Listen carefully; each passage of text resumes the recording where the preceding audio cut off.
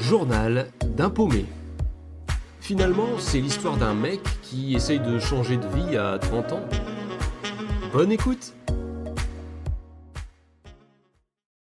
Eh bien bonjour et bienvenue dans ce nouvel épisode que j'avais assez hâte de commencer. Alors je pense que ça va être en plusieurs parties, autant le dire dès le début. Ça concerne mon premier tournage professionnel qui a eu lieu l'été dernier. Alors vous étonnez pas, c'est que je vais pas pouvoir donner par exemple le titre ou raconter vraiment avec précision certaines scènes qui ont été tournées parce qu'en fait j'ai signé un contrat. Aussi mince, mon intervention était-elle. Donc je suis tenu par cette confidentialité, cependant rassurez-vous, je vous dirai tout ce qui est possible de vous dire sur cette expérience. Et on va commencer par le casting. En fait c'était, oui comme je disais, durant l'été. Je commençais depuis peu à postuler à différentes annonces, bénévoles comme professionnelles, et là je tombe sur une annonce qui cherche des personnes pouvant interpréter des soldats allemands pour un film sur la Deuxième Guerre mondiale et dont le tournage se passerait à Paris. Alors je tente ma chance, je me dis allez, on y va, sachant que dans l'annonce il précise que voilà, il faut accepter la coupe courte, il faut accepter d'être rasé de près, etc. Donc je me lance. Et assez rapidement je reçois un mail de retour qui m'indique que je suis présélectionné pour passer un casting. Alors ce que j'ai oublié de préciser, c'est que dans l'annonce, on nous prévient que c'est pour de la figuration. Et je le précise parce que c'est assez rare, je vais le découvrir plus tard, de passer un casting pour de la figuration. En fait, normalement, quand on est figurant, enfin quand on cherche à être figurant, on n'a pas besoin de passer un casting. Souvent, on envoie un mail avec nos photos, peut-être une bande démo quand même, selon les annonces, et c'est suffisant quand on est cantonné à un rôle de figuration. Mais là, c'est une première pour moi, je débute, donc je me rends à ce casting qui a lieu dans Paris, dans le 15e arrondissement. Au Pôle emploi spectacle. Voilà, donc je pense que c'est un lieu où régulièrement peut se passer ce genre de casting. Et ce jour-là, quand j'arrive, je me rends compte qu'il y a du monde. En fait, on m'avait donné une date avec un horaire, donc c'était je crois de 13h à 16h et je venais quand je voulais. Et en arrivant, je constate que beaucoup de personnes sont là. Sachant que lorsque je suis arrivé à ce casting, j'avais été un peu préparé par le mail que j'avais reçu qui me demandait de venir si possible coiffé à la manière de personnes dans les années 40 et aussi avec des vêtements si possible de cette époque-là. Alors autant dire que je n'en avais pas, donc je me suis pointé avec un t-shirt blanc, souvent c'est neutre quoi, et puis je crois que j'avais mis un pantalon carreau peut-être, je ne sais même plus. Mais je me suis arrangé pour aller chez le coiffeur quelques jours avant, puisque je me dis après tout c'est pour être un soldat allemand, donc je me rase bien de près au niveau de la barbe et au niveau des cheveux. Je fais un joli dégradé à blanc, etc. pour avoir une bonne tête d'allemand. D'ailleurs, mon grand-père était soldat dans la Wehrmacht, oui, dans l'armée allemande. Donc, bref, j'en reparlerai peut-être dans un hors-série. Pas sûr. Donc j'arrive, et puis d'ailleurs je me souviens aussi que dans l'annonce on nous demandait de venir avec une sacoche. Et je comprenais pas trop l'utilité, et ne sachant pas quel genre de sacoche ils attendaient, j'en avais pris deux que j'avais mis dans mon sac à dos. Donc on passe par groupe dans une salle où on nous fait un petit briefing sur le projet qui vient. Donc c'est une directrice de casting qui nous explique un peu tout. Elle nous dit que là on va prendre des informations, on a un formulaire à remplir avec nos expériences, ce qu'on accepte pas, adresse, sécurité sociale, bref, tout ça. Et en même temps, elle nous raconte que le projet est assez important, que du coup, suite à ce casting, certains seront rappelés pour être figurants, certains seront peut-être silhouettes, et il y a aussi des petits rôles. Et c'est ça qui booste un petit peu, c'est que je me dis, tiens, finalement, ce sera pas que pour être figurant. Et d'ailleurs, je me rends compte ce jour-là, il y a des femmes, il y a des hommes, donc c'est pas que pour être soldat allemand. Moi j'avais vu une annonce, mais apparemment c'est assez large. Une fois les formulaires remplis, on se lève tous un par un pour être pris en photo avec une affiche avec nos renseignements et on prend 2 photos de nous.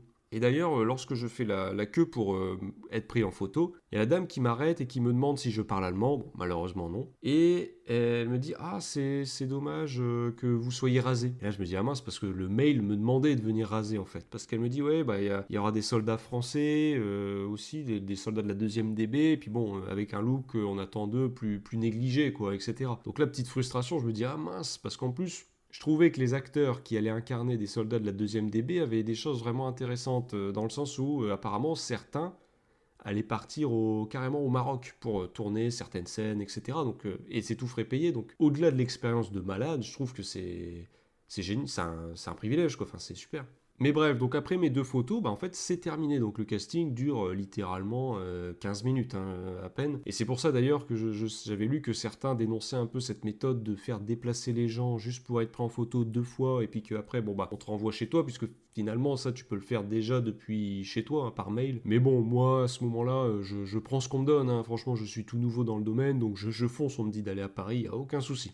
15 jours passent sans que je ne reçoive aucune nouvelle. Donc je me dis, oh bon bah c'est tout, ça sera une prochaine fois. Un peu dégoûté parce que vraiment le projet avait l'air génial et tout. Mais après 15 jours, je reçois quand même un appel. On m'annonce que je suis pris pour être figurant résistant et on me donne 3 jours de tournage où on me demande là si je suis disponible à telle date, telle date, telle date. On m'indique aussi que je vais devoir venir pour faire un essayage de costume au studio dans le 93. Et on m'annonce que comme je serai un combattant, je dois passer une semaine de formation militaire, durant laquelle je serai indemnisé, etc. Donc là, autant vous dire que je suis heureux. Hein. Je me dis, waouh, mais même la semaine de formation militaire pour le maniement des armes et tout, je trouvais ça génial. Donc ça me booste. 3 jours de tournage, ça peut sembler peu, surtout que lors de l'annonce, en fait, ils nous demandent à être disponible de juillet à septembre. Et d'ailleurs, moi, je me souviens qu'à ce moment-là,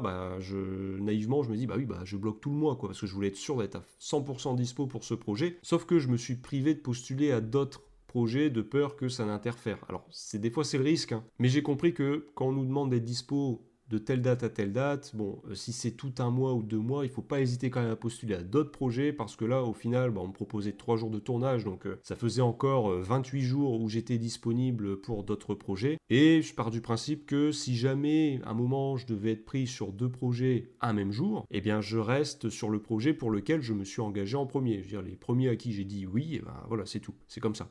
Mais donc bref, on me donne 3 jours de tournage. D'abord c'était fin juillet et fin août. Le jour de l'essayage a lieu, je crois que c'est la semaine d'après. Et donc j'arrive au studio et là je vois des salles remplies de costumes militaires, d'uniformes plutôt devrais-je dire, de costumes de résistants, je me souviens d'une salle avec plein de casques allemands et ouais, je suis comme un gosse hein, vraiment à voir tout ça. Et donc on prend mon nom, etc. Et une costumière m'amène dans la salle et elle commence par rapport à ma morphologie, etc., à visualiser comment elle pourrait m'habiller. Sachant que sur les murs il y a plein de photos d'époque qui sont imprimées pour s'inspirer vraiment et être le plus crédible possible. Et je me souviens que l'idée c'était donc elle m'avait mis à la fois des habits civils et une veste militaire au-dessus parce qu'elle expliquait que lorsqu'il y avait eu des combats, notamment dans Paris, il y a certains résistants qui avaient profité de l'occasion pour aller remettre leur uniforme parce que souvent c'était des anciens combattants, etc. Donc bref, elle me fait essayer ce costume et à ce moment-là, il y a un autre mec qui arrive. Et le gars, bon, il arrive et il dit oui, bon, je suis de tel réseau, je suis comédien cascadeur. Bon, par contre, je comprends pas, on m'a dit de venir, mais sur la convocation, c'est écrit pour être figurant. Je comprends pas trop, quoi. Et vraiment, il parle un peu sur ce ton-là, quoi. Et il y a une des filles de l'équipe casting qui regarde par rapport à son calepin et qui dit ah ouais mince, ah oui d'accord, elle est un peu intimidée, puis elle dit à son collègue écoute, on a un petit problème avec monsieur, il vient de tel réseau. Et là, le mec, il a rien, il fait un problème? Non, mais en quoi c'est un problème que je vienne de ce réseau? Au contraire, devrais-je dire. Et vraiment, le mec, il parle comme ça, quoi. Genre, attendez, c'est une chance quand même que je sois là, quoi. Et là, je le regarde un peu, je dis, mec, du calme, c'est qu'un truc de figurant. Et puis, je veux dire, à côté de moi, c'était pas Tom Cruise ou autre, hein. Je veux dire, c'était un mec un peu lambda, au final. Et il se trouve qu'il se fait maquiller, pardon, son costume, son essayage se fait juste à côté de moi. Et il avait des tatouages sur le bras, et la dame regarde, elle fait, ah mince, alors ça va falloir essayer de camoufler. Puis il lui dit oui, bon, le maquillage ça existe. Hein. Enfin, des trucs comme ça, je me dis non, mais mec, t'es pas là pour un premier rôle. Et en plus, t'es personne. Et même si t'étais quelqu'un, je veux dire, franchement, le personnage était super sympa avec nous, l'équipe et tout. Et lui, je le trouvais, enfin bref. Et je me souviens, c'est que le gars, il arrêtait pas de parler. Genre, ah oui, bon, là, oui, bon, faut dire que pour un rôle, j'ai perdu 14 kilos. Donc, oui, c'est un peu plus simple de m'habiller, je vous avoue. Puis bon, la costumière, elle commence à relever les trucs, mais c'est un peu en mode Osef, quoi. Et à un moment, elle finit et elle lui demande si ça va. Il fait, ah, attendez, je vais essayer. Et là, il commence à faire et pendant ça, en fait, il lève sa jambe à 3 reprises, mais le plus haut possible, en regardant dans le vide, et puis après, il se remet en place, il fait ouais, c'est bon, ça me va. Et je me suis dit, mais c'est un sketch. En plus, moi, je veux dire, c'est la première fois que j'arrive dans ce genre de truc. Je suis non, mais s'ils sont tous comme ça, j'en sais rien. Mais enfin, bref. Une fois que mon costume est essayé, on me prend une première fois en photo. On m'envoie ensuite à l'étage pour un essai maquillage et coiffure. Le coiffeur n'est pas là ce jour-là, donc voilà, on ne touche pas à mes cheveux. Cependant, il y a la maquilleuse qui, elle, va se contenter de me raser parce que j'étais venu avec ma barbe quand même, au cas où, vu ce qui s'était passé au Pôle emploi. Donc elle me rase et elle me laisse juste les pattes à la Elvis Presley, quoi. Mais vraiment Elvis Presley, parce qu'en plus j'ai les cheveux assez longs au-dessus et je les coiffe en arrière. Et du coup j'ai vraiment une tête sortie, oui, des années 50, plus 50 que 40. Et, et du coup, elle me prend, pareil, là, elle me prend en photo, etc. Parce qu'elle me dit, bah ça va dépendre du coiffeur, ce qu'il veut faire. Donc, ouais, je vois, il n'y a pas de souci. Et par contre, ça se passe plus d'un mois avant le tournage, avant les dates de tournage qu'on m'a données. Et elle me dit, bah c'est bon, bah du coup, vous pouvez y aller. Je lui demande, je sais, bah par contre, est-ce qu'on peut raser les pattes maintenant que les photos sont prises? Et là, je vois qu'elle est embêtée. Mais je lui signale, je fais, en fait, moi, le tournage, c'est que dans un mois. Elle fait, ah oui, d'accord, mais du coup, avant le tournage, vous viendrez comme ça. Je fais, oui, oui, pas de souci, voilà, comptez sur moi. Mais je me voyais pas ressortir dans Paris avec cette tronche-là. Franchement, ça faisait le sosie nul d'Elvis Presley, vraiment. Et avant de partir, y a un assistant réalisateur qui vient nous voir, il se présente et tout, super sympa le mec, et il m'explique que on va faire une simulation de combat, donc un peu, voilà, ça va être une prestation filmée. Il m'amène avec l'autre figurant, cascadeur, enfin bref, qui était en même temps que moi, et il vient un peu nous briefer, et puis il commence à nous parler de la semaine militaire de formation qu'on va avoir et tout, et je me souviens qu'il y a le mec à côté, là, le cascadeur, qui commence à dire, quoi, attendez, on nous a rien dit à nous. Puis il me montre.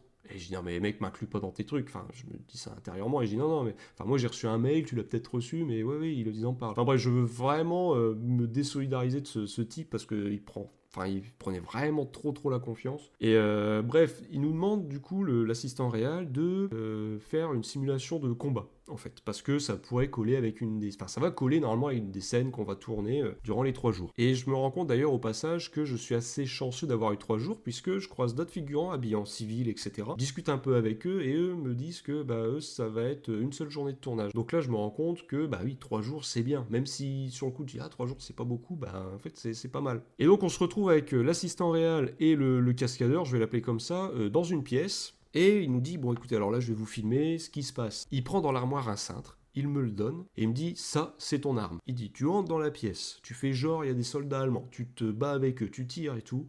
Tu te diriges ici, là tu vas te saisir de cette arme. Entre parenthèses, c'était un ciseau, mais on fait comme si c'était un flingue. Il fait, tu glisses à ton camarade, le cascadeur, qui joue aussi un résistant. Et là, vous vous arrangez, vous passez de ce point-là à ce point-là, etc. Et voilà, vous êtes en plein combat, quoi. Et donc moi, je suis comme un gosse. En plus, je veux dire, c'est des choses qu'on fait au théâtre d'improvisation, etc. Donc, je dis ouais, pas de souci. Donc il se met dans la salle, il filme avec son téléphone portable et il nous dit go. Donc là on part. Et je me souviens, il y a le cascadeur au début, il essaye un peu tout de suite de prendre le lead. Genre ouais, vas-y, va là, machin. Mais ça va, en vrai, j'arrive à garder mon truc et au final même à me faire ma place, parce que des fois tu peux vite te faire bouffer quand les autres, on leur demande une démonstration, les autres, voilà, ils poussent des coudes et ils veulent que toute la lumière soit sur eux. Enfin bref. Donc là on fait notre scène et tout, je suis à fond dedans et puis il dit, l'assistant réel dit couper, il fait, c'était cool, c'était bien vivant et tout. Et puis là il y a le cascadeur qui est, ah ouais, mais... Puis il me montre, il dit, je trouve que tu t'es mieux affirmé que moi, je sais pas si on peut la refaire. Puis l'assistant réel il fait, non, allez-y, c'est bon, il n'y a pas de souci, on va vous recontacter d'ici là, quoi. Et voilà, ça se termine à ce moment-là, l'essayage, tout ça. Je ressors et je quitte Paris. Je vous donne rendez-vous au prochain épisode pour la suite des péripéties liées à ce tournage, parce qu'il y en a eu quand même pas mal. J'espère que ça vous plaira. À très vite. Journal d'un paumé, raconté par le paumé en question.